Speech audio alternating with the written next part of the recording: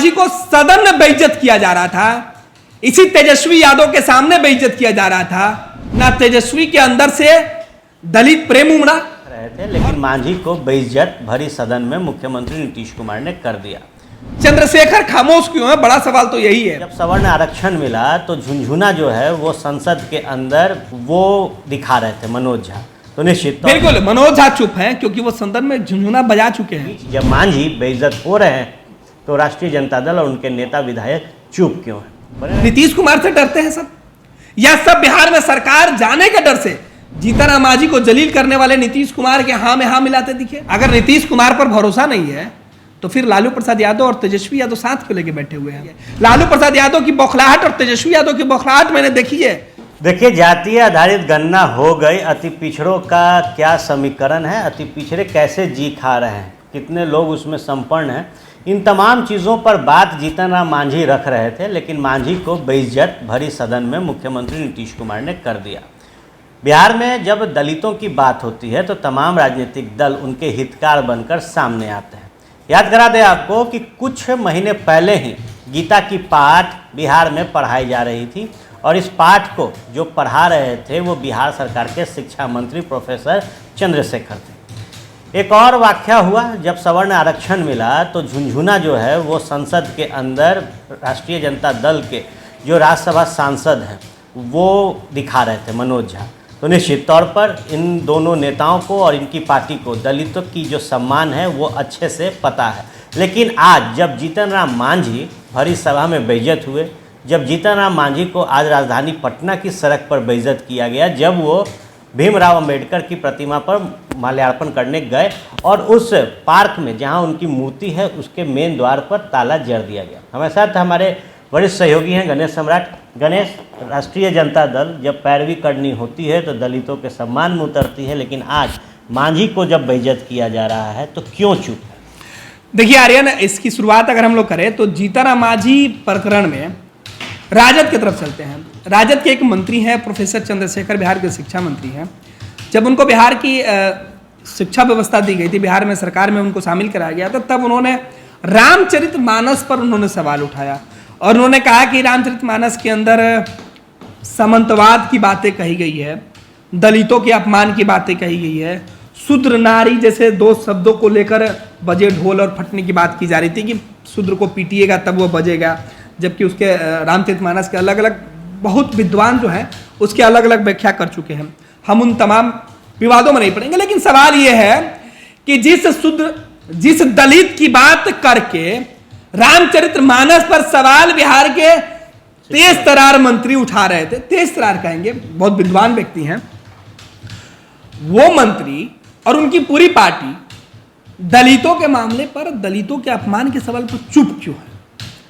जीतनराम मांझी को जब तेजस्वी यादव जाके पैर छूते थे तब तो यही लोग कहते थे कि बीजेपी ने उनको ठग दिया और बीजेपी छोड़ के आ रहे हैं, नीतीश कुमार को छोड़ के आए थे।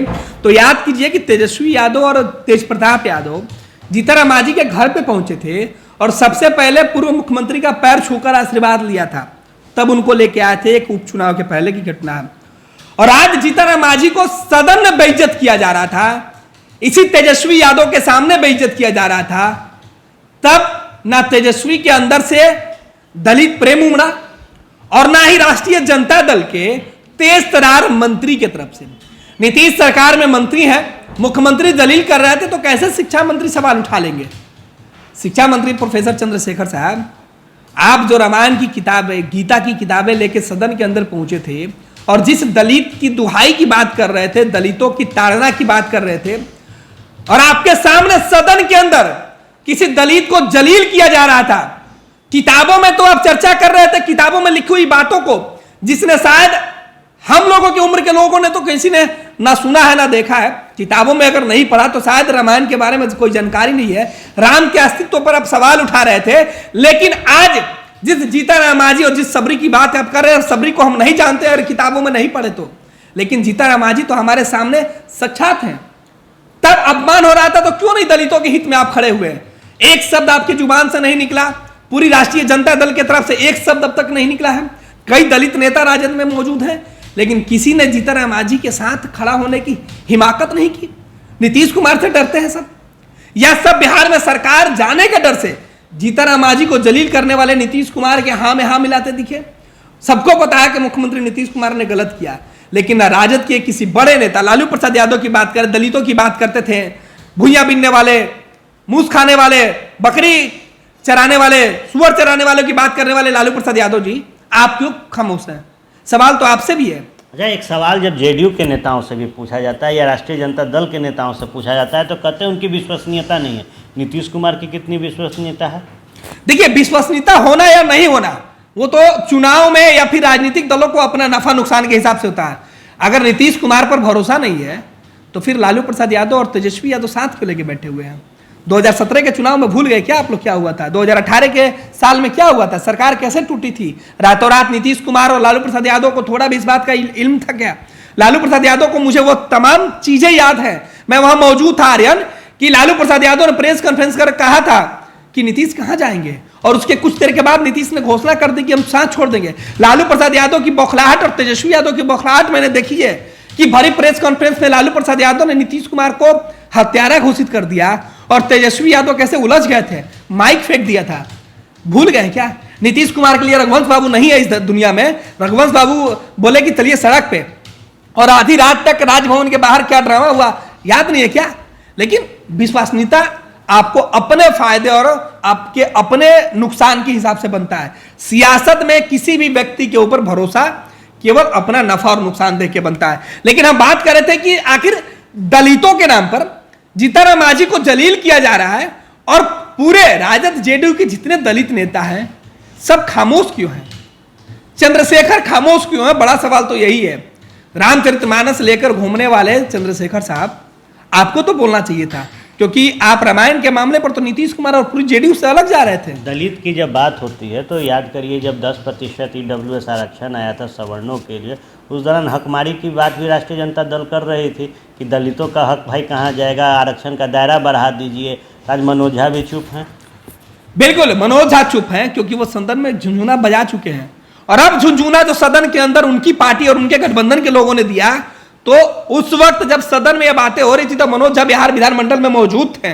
वो भले किसी दूसरे चैम्बर में बैठे हुए थे लेकिन वो भी मौजूद थे और उनके नेता वाहवाही लूट रहे थे। लेकिन जीतनराम मांझी ने सदन में क्या कुछ कहा था? उन्होंने कहा था कि जो बातें वो कह रहे हैं मुख्यमंत्री नीतीश कुमार, जिसकी उपलब्धि गिना रहे हैं संसदीय कार्य मंत्री, वो केवल कागजों में है, जमीन पर नहीं है। मैं दलित का बेटा हूं, मुझे पता है। और जीतनराम मांझी जो बातें कह रहे थे वो वास्तविक में सही है, क्योंकि दलितों के असली फिगर, वास्तविकता जीतनराम मांझी से बेहतर कोई नहीं जान सकता है। जीतनराम मांझी मुख्यमंत्री बनने के बाद अगर इस बात को कह रहे थे कि हाँ मैंने चूहा पकड़ के खाया है और हमने गरीबी का वो दंश भी झेला है, तो किस तरीके से भुइयां और मुसहर समाज के लोगों को रहना पड़ता है। आज भी आप किसी भी सबसे विकसित गांव में चले जाइए और भूमिहीन मुसहर समाज के लोगों को देख लीजिए तो आपको हकीकत और नीतीश कुमार के आंकड़े में अंतर दिख जाएंगे। जीतनराम मांझी जो कहना चाहते थे वो बस यही था कि कागजों पर साहब हुआ, कोई मैकेनिज्म ऐसा डेवलप किया जाए कि हकीकत में उन तक जो आपकी योजनाओं का लाभ है वो पहुंच सके, लेकिन वो नहीं पहुंच रहा है। जीतनराम मांझी तो नीतीश कुमार को बस सलाह दे रहे थे, लेकिन मुख्यमंत्री को उनका सलाह इतना बुरा लगा कि वो जलील कर दिए, तुम चढ़ाम करना शुरू कर दिए, रहनुमा बनने की बात करने लगे।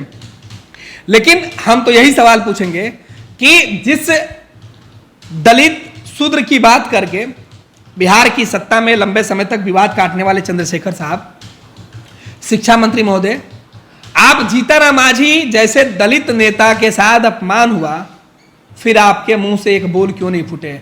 मध्य प्रदेश में, राजस्थान में, जहां कांग्रेस की सरकार नहीं है, बीजेपी की सरकार है, वहां किसी दलित नेता के साथ या किसी दलित व्यक्ति के साथ दुर्व्यवहार होता है तो तेजस्वी यादव से लेकर पूरी राष्ट्रीय जनता दल और देश भर की जो विपक्ष के नरेंद्र मोदी के खिलाफ जो समाजवाद की बात करने वाले नेता हैं वो तो खुलकर मैदान में सामने आ जाते हैं।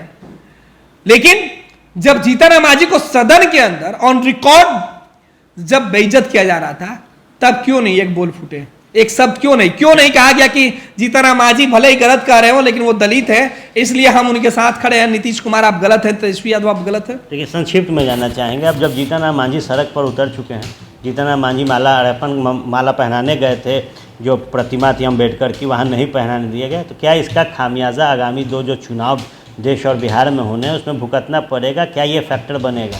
देखिए आर्यन, वो राजनीति में विपक्षी दल और सत्ताधारी दल जीतन राम मांझी और बीजेपी किस तरीके से इस पूरे मामले को लेके लोगों के पास पहुंचते हैं, उस समाज के लोगों के पास पहुंचते हैं, वो तो देखना होगा कि इसे एजेंडा किस तरीके से बनाया जा रहा है। लेकिन बड़ा सवाल है कि जीतन राम मांझी और तमाम बीजेपी के नेता डॉक्टर भीमराव अंबेडकर के मूर्ति के पास पहुंचे थे, उनको माल्यार्पण करने की भी इजाजत नहीं दी गई, ताला लगा दिया गया, पुलिस की तैनाती कर दी गई। साहब, मुख्यमंत्री नीतीश कुमार इतने डरे हुए हैं और यह पूरी सरकार इस कदर से डरी हुई है कि खुद मुख्यमंत्री मीडिया से दूरी बनाए हुए हैं और जिस जगह विपक्ष के नेता कार्यक्रम करना चाहते हैं वहां जाने से रोका जा रहा है। तो सत्ता में जो लोग होते हैं, कानून, सुशासन, न्यायपालिका, लोकतंत्र उनके लिए बस हाथ में रखने वाला डुगडुगी होता है। जब जिस तरीके से चाहे वो उसका इस्तेमाल करेंगे, उनके लिए वो लोकतंत्र की सबसे बड़ी मर्यादा बन जाती है।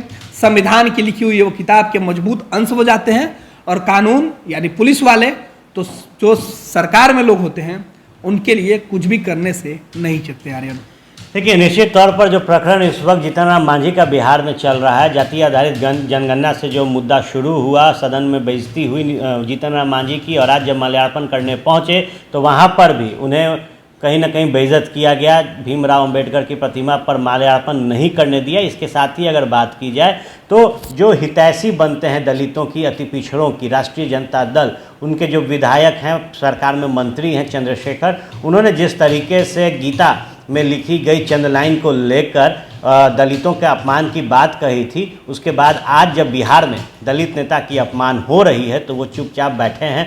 जब सवर्ण आरक्षण आता है, जब बात होती है कि गरीब सवर्णों को 10% का आरक्षण दिया जाएगा, तो इसे भी सदन के अंदर कहा जाता है कि दलित के जो पीछे अति पिछड़े लोग हैं, जो पिछड़े वर्ग के लोग हैं, उनके ये जो हित है उसमें कटौती की जा रही है। तो कई सवाल, लेकिन आज सवालों के बीच जब मांझी बेइज्जत हो रहे हैं तो राष्ट्रीय जनता दल और उनके नेता विधायक चुप क्यों हैं? बने रहे फर्स्ट बिहार के साथ, खबरों का सिलसिला यूं ही चलता रहेगा। ये लो, मुंह मीठा करो। आज मैंने अपना जॉब छोड़ दिया, अब हम पूर्णिया वापस जाएंगे। जॉब छोड़ दिया है? मतलब ये घर कैसे चलेगा? हम करेंगे क्या? और माँ बाबूजी क्या बोलेंगे? इसलिए मैं एक और मिठाई का डब्बा लाया। अपने बिजनेस के लिए लोन अप्रूव हो गया। अरे लोन अप्रूव हो गया वो तो ठीक है, लेकिन पूर्णिया में हम रहेंगे कहाँ? अपना घर भी तो नहीं है वहाँ। इसलिए तो एक और मिठाई का डब्बा अलग से लाया हूँ। हमने पूर्णिया में घर ले लिया है, पूर्णिया के ई होम्स पैनोरमा में। पूर्णिया में पैनोरमा ग्रुप लेकर आए हैं ई होम्स पैनोरमा। बड़ा घर, आलीशान जिंदगी और अत्याधुनिक सुविधाओं के संग। अरे अब क्यों मुंह मीठा करवा रही हो? क्योंकि हम घर वापसी जो कर रहे हैं।